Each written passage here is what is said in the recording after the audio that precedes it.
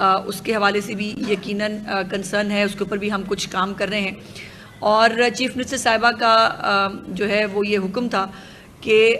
जैसे पंजाब के अंदर निगहबान रमज़ान पैकेज के तहत 30 अरब रुपए जो है वो 30 लाख फैमिलीज़ को जो है वो दिए गए हैं। उसके साथ साथ जो मॉडल रमज़ान बाज़ार हैं, सहूलत बाज़ार हैं, वो लगाए गए हैं। तो ये नहीं हो सकता था कि मेरे होते हुए, रशीद अंसारी साहब के होते हुए चीफ मिनिस्टर साहिबा आपको भूल जाती। तो उन्होंने कुछ जो है वो तहाइफ आपके लिए भिजवाए हैं, जो मैं देने के लिए आपके पास यहाँ आई हूँ। लेकिन आज का दिन बड़ा इम्पॉर्टेंट है पाकिस्तान की पॉलिटिकल और अगर मैं कहूँ कि सिक्योरिटी के मामलात में, तो गलत नहीं होगा, क्योंकि इस वक्त पार्लियामेंट के अंदर कौमी सलामती कमेटी का इजलास हो रहा है, जिसके अंदर तमाम पॉलिटिकल पार्टीज़ जो हैं, जिनको पाकिस्तान से, पाकिस्तान के अवाम की तहफ़्फ़ुज़ से, पाकिस्तान की सिक्योरिटी से जिनको जो है वो जो जिससे ताल्लुक़ रखते हैं, वो तमाम लोग वहाँ मौजूद हैं। और एक तहरीक बाइकआउट है जिसका काम ही पूरी पाकिस्तान की जितनी उनकी पॉलिटिकल वो हिस्ट्री है, उनका काम है बाइकआउट करना।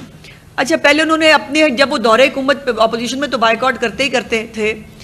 जब वो दौरे हुकूमत में थे ना, अपने जब वज़ीर आज़म थे, तब भी आपको याद होगा कि कोविड आया, इतनी बड़ी पाकिस्तान पे आफत आई, हज़ारों लाखों लोग जो है वो उस पर मुतासिर हुए। मेरे खुद के वालिद साहब जो है वो कोविड से जो है वो इस दुनिया से गए थे। सो वो कितने तकलीफ दे दिन थे ये हम सब समझ सकते हैं। और उस वक़्त भी, उस सेंसिटिव मौके के ऊपर भी, वज़ीर आज़म होते हुए भी वो शख्स पाकिस्तान के लिए, पाकिस्तान की आवाम के लिए सबके साथ नहीं बैठा था। और इसी तरह जब 27 फरवरी का पाकिस्तान के ऊपर एक अटैक हुआ इंडिया की तरफ से, तब भी तमाम पॉलिटिकल पार्टीज़ जो हैं वो इकट्ठी होकर बैठी और उन्होंने जो है वो पाकिस्तान की सलामती की सूरत हाल पे गुफ्तगू की, पाकिस्तान को जो चैलेंजेस दरपेश हैं उस पर बात की। मौसूफ तब भी नहीं बैठे और तब भी जो है वो उनकी अकड़, उनका तकब्बुर, उनकी नाक, वो शायद पाकिस्तान से अपने आप को ऊपर समझते हैं। और अब तो मुझे ये कहने में आर नहीं है, मैंने तो कल भी जब मीडिया से बात की थी तो मैंने कल भी कहा था और मेरी प्रेडिक्शन बिल्कुल दुरुस्त साबित हुई। थोड़ी शाम को कुछ देर के लिए खबर आई थी, नहीं नहीं जी वो बिल्कुल हम बैठ रहे हैं, हम नाम भी दे दिए थे उन्होंने, लेकिन मैंने कल भी कहा था ये नहीं बैठेंगे, ये नहीं बैठ सकते, बिकॉज इनका एजेंडा पाकिस्तान का, पाकिस्तान की आवाम का जानो माल का तहफ़्फ़ुज़, पाकिस्तान की सिक्योरिटी को जो दरपेश मसाइल हैं, पाकिस्तान के ख़िलाफ़ जो साजिशें हो रही हैं, उन तमाम को जो है वो देखना नहीं है। इनका एजेंडा पाकिस्तान में इंस्टेबिलिटी है, इनका एजेंडा पाकिस्तान में पोलराइजेशन है, इनका एजेंडा पाकिस्तान के अंदर जो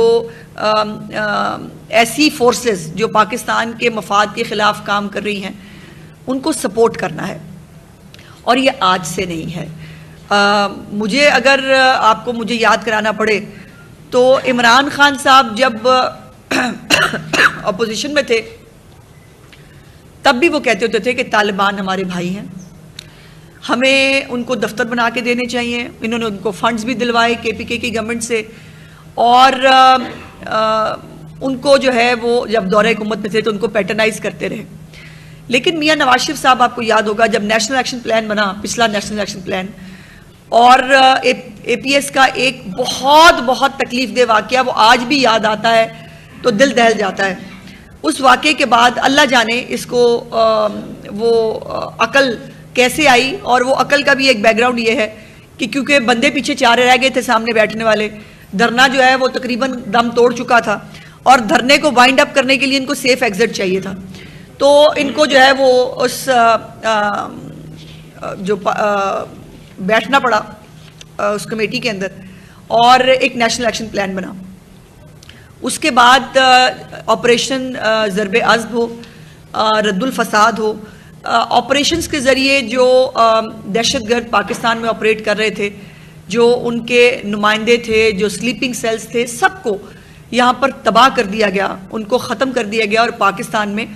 कुछ साल अल्लाह का कर्म है कि बहुत अमन रहा, बहुत सुकून रहा। अपने दौरे हुकूमत में तो जैसे मैंने आपसे कहा कि उनको बसाया भी ला के,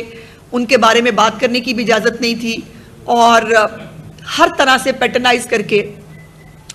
इवन यहाँ ये कि जो लोग पकड़े गए थे, जिन लोगों को सजाएं हुई थी, उनको सदारती माफ़ी दिलाकर